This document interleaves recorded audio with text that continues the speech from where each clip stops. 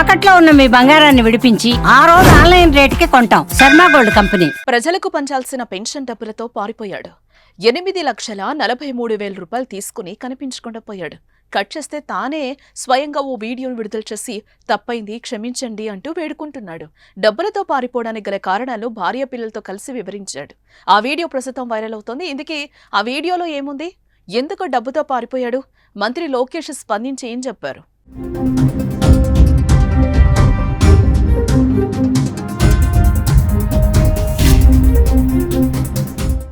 రాష్ట్ర ప్రభుత్వం ప్రతి నెల 1వ తేదీన లబ్ధిదారులకు పెన్షన్ల నగదును అందజేస్తోంది. 1వ తేదీన పెన్షన్ ఇచ్చేలా ముందుగానే ప్రభుత్వ యంత్రాంగం ఏర్పాట్లు చేస్తోంది. రాష్ట్రంలో గ్రామ సచివాలయ, వార్డు సచివాలయ సిబ్బంది పెన్షన్ అందజేస్తున్నారు. అందులో భాగంగానే మార్చి నెల పెన్షన్ను 1వ తేదీన అంటే శనివారం పంపిణీ చేసేందుకు ముందు రోజే నగదును గ్రామ సచివాలయ ఉద్యోగులకు అందజేశారు. అయితే పల్నాడు జిల్లా దాచేపల్లి నగర పంచాయతీ పరిధిలోని సచివాలయం 3లో వెల్ఫేర్ అసిస్టెంట్ సంపత్ లక్ష్మీప్రసాద్ పెన్షన్ల పంపిణీ కోసం 8,43,000 రూపాయలు తీసుకున్నారు. కానీ ఆ తర్వాత రోజు పెన్షన్ పంచలేదు. మార్చి 1న పెన్షన్ డబ్బులు అందకపోవడంతో పెన్షనర్లు సచివాలయం వద్దకు వెళ్లి ఆరా తీయగా సంచలన విషయం బయటపడింది. సంపత్ లక్ష్మీప్రసాద్ ఆ డబ్బుతో పారిపోయినట్టు తెలుసుకున్నారు. అధికారులకు సమాచారం ఇవ్వడంతో సదరు ఉద్యోగిపై పోలీసులకు ఫిర్యాదు చేశారు. దీంతో పెన్షన్ డబ్బులతో పరారైన సచివాలయ ఉద్యోగి కోసం పోలీసులు గాలింపు చర్యలు చేపట్టారు.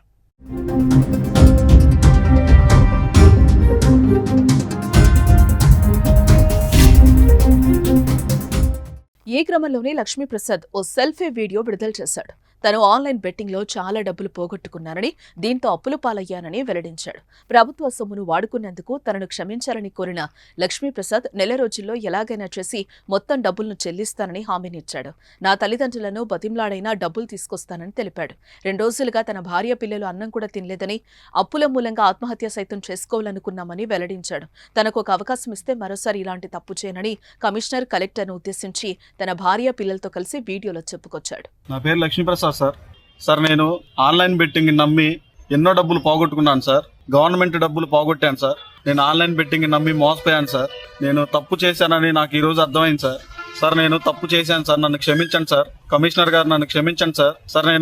నాకు 1 నెల అవకాశం ఇస్తే నేను ఆ డబ్బులు ఎలాగైనా సరే మా అమ్మ మా నాన్నలు బతిలాడుకొని నేను తెచ్చి కట్టగలను సార్. నాకు ఒక అవకాశం ఇవ్వండి సార్. ఈ రోజు నేను చేసిన తప్పు వల్ల నా భార్య పిల్లలు మేమంతా రోడ్డు మీద పడి ఉన్నాం సార్. పిల్లలు 2 రోజుల నుంచి ఏం తినలేదు సార్. ఎన్నో ఇబ్బందులు పడుతున్నాం సార్.